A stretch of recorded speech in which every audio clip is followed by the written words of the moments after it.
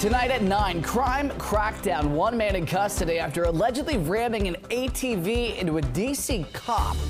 Just how many people have been reportedly arrested since the Trump takeover of police? Back to school. Students and staff are prepping for day one. The large giveaway giving kids a leg up, and the bus tracking app to download before headed out the door. And we're still seeing some showers and heavy rain at times across the area. We'll show you the latest radar coming up. Keeping kids safe. The recent undercover operation busting local vape shops for allegedly selling to minors. Parents have renewed conversations with their kids. Money matters. From securing your financial future to the checks headed to Facebook users. We're finding ways to stretch your dollar. You're watching the station covering all of the DMV. This is DC News Now. Good Sunday evening, everybody. Thank you for joining us for DC News Now at 9 o'clock. I'm Ben Dennis. All new tonight, the U.S. Marshals Service, they've arrested a wanted man after allegedly driving an ATV into a DC police officer in March. At the time, surveillance video released by DC police, they said somebody drove an ATV at two officers at 15th and U Street. The Marshal Service says 30-year-old Gerard Stokes aimed his ATV toward the officers and sped up. He hit one of them and dragged that officer 15 feet across the gas station lot. He's rushed to the hospital and is still reportedly recovering. Officials say Stokes was arrested without incident yesterday morning in Greenbelt. Now to President Trump's ongoing takeover of D.C. police. U.S. Attorney General Pam Bondi says over 300 people have been arrested since the president's initiative began. According to a social media post, Bondi says that federal law enforcement and D.C. police made 68 arrests overnight and seized 15 illegal guns. She also said that homicide suspects, drug traffickers, and other assailants are being charged. These arrests come as residents continue to protest President Trump's deployment to fight violent crime, which he claims is out of control. And the takeover puts the battle for D.C. statehood and home rule right back in the spotlight. Local leaders say that they're concerned about just how much control the president can take. Our Marielle Carbone caught up with them. As hundreds of National Guard members and federal agents descend on D.C., Mayor Muriel Bowser giving this message to community leaders. We all need to do what we can in our space, in our lane, to protect our autonomy, to protect our home rule. It's a directive many advisory neighborhood commissioners are already following. We're working behind the scenes, promoting and supporting our individuals. Tiffany Nicole Johnson is the ANC in Manor Park. There is an abundance of fear. Her commission is working to relay important information safely, but she says planning its next public meeting has been challenging. We can't publicize that meeting because we're fearful that ICE or some other federal entity is monitoring our chats, monitoring our meetings, and could show up. The only path forward in her eyes is statehood. We have to stand firm. Statehood is ridiculous. Wednesday, President Trump rebuking that notion. It's not going to happen. It's hypocritical thinking when we keep talking about freedom. Edward Daniels is an ANC in Navy Yard. There are a lot of us that are working our butts off in this city. Including right now. We are doing our best to keep residents informed and safe and protected because this is an unprecedented time. While encouraging neighbors to share what's actually happening on the ground during this federal takeover. When someone steps up and says that you can't walk down the street without bullets,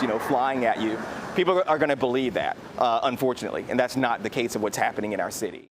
That was our Marielle Carbone reporting. We are told the D.C. Mayor's office is also working on a flyer, including information for visitors and residents that involves the rights that they have and who to contact if they have a complaint.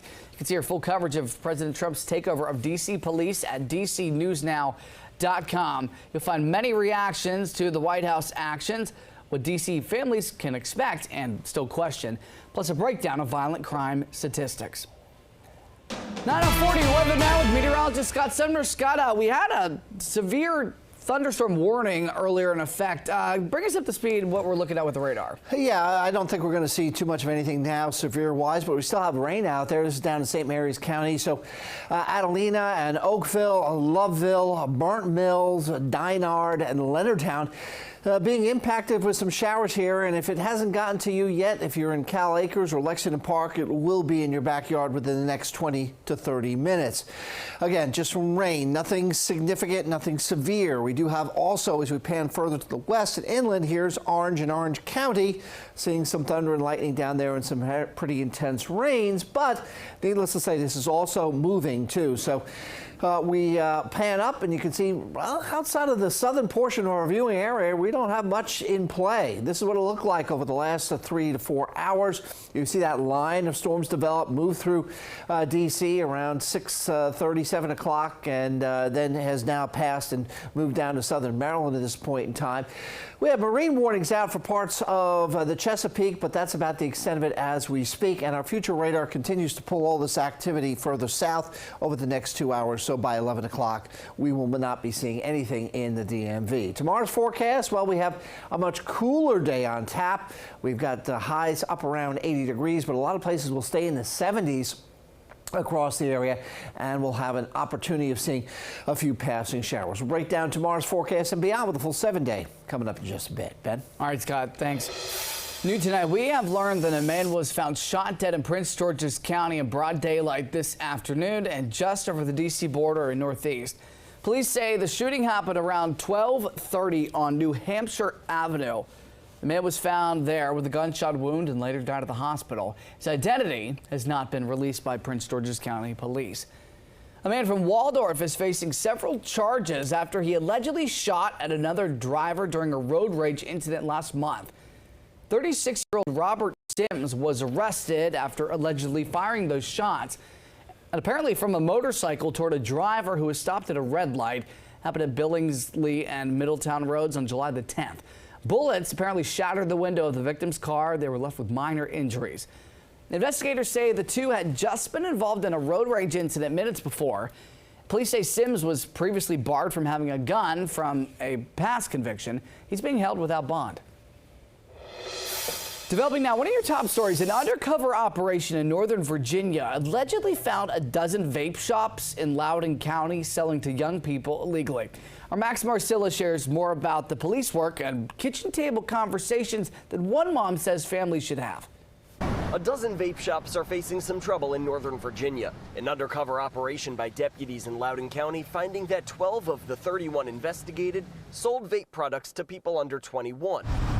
These 5 busted for the second time in the last 2 years. I think they're doing a fantastic job. At least one vape shop owner says it was an honest mistake. In their case, he says the mistake was miscalculating the age on an ID and mistakenly recognizing the undercover deputy as a regular. I'm not surprised that they're doing it. I mean, it's all about the money, right? While this operation exposed part of the problem, it clearly is not all of it.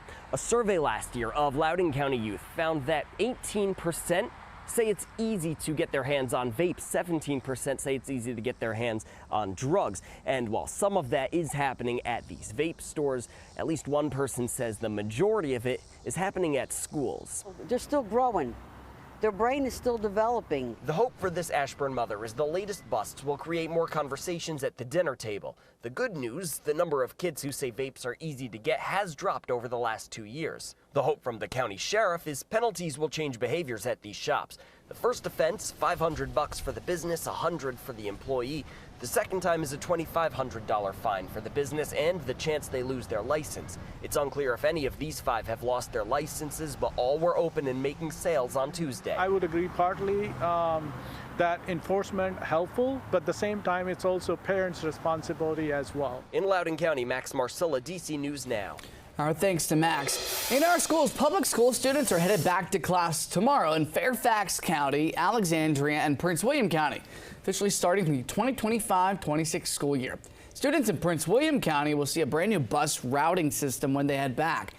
Set to be more reliable and efficient, school officials say that parents and students can look at the bus schedule through the student's online portal. And you'll be able to track the bus in real time on the Easy A2B app. First day preps continue, including for Prince George's County public school students and families. And while class doesn't start until next week, right now our Dave Laval shows us how families are getting the supplies they desperately need. The National Retail Federation estimates families will spend an average $144 this year on back-to-school supplies. But some Prince George's County parents don't have to worry about coming up with the money. Back-to-school shopping in the parking lot of Marlowe Furniture in Forestville. But most families are not looking for something to decorate their home. Come on out, y'all. Third grade. Here you go. Children in Prince George's County Public Schools receive free backpacks, each filled with supplies they'll need for the new school year. Parents like Miracle Adateo are thankful for the help. This is great because some people can't afford it or some people just don't have the time. And most of the stores are sold out of backpacks and needed supplies for the school year. Each backpack contains what kids will need depending on what grades they enter this school year. Each backpack contains what kids will need depending on what grades they enter this school year. The annual event is a joint effort between community partners and council member Walla Blagay's District 6 office. Co-organizer Asia Chandler says it's all about helping the kids succeed. They need the tools to do that, and the schools are definitely suffering right now with all the recent cutbacks, with all the lack of funding. I love this giveaway. This is giving back to our babies, of course. There's much needed, and also it brings us together. Organizers estimate they gave away 1,000 backpacks Sunday. Have a good school year, okay? Just a reminder, Prince George's County students return to the classrooms August 26. In Forestville, Maryland, Dave Laval, DC News Now. All right, Dave, thanks. Some changes to the way students are graded in Maryland's largest school district. Older students in Montgomery County will now have a different grading system. That impacts kids in 6th through 12th grade. Final grades will be based on the average of grades during the marking periods. School officials say that other changes include clarity on when students can retake a test. It also helps to identify due dates and get feedback on their work. Parents are encouraged to sign up for Parent View to keep tabs on their students' grades. Students can use Canvas to stay posted on your progress. All right, in the district, 51 students from DC Public Charter School Board and DC Charter School Alliance walked across the stage and got their diplomas. The so-called rainbow graduation was held inside the Martin Luther King Jr. Library in Northwest, all to honor students not able to graduate in the spring. Plus, a chance to celebrate with their families.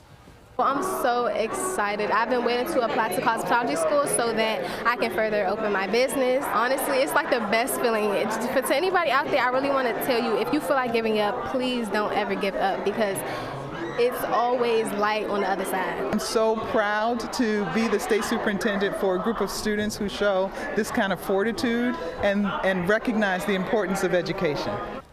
Over a dozen DC public charter schools go back to class this week. Good luck and congrats, everyone.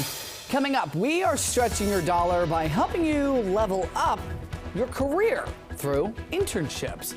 Time now, 9:13. Live look all across the district. Scott Sumner's coming back with your forecast.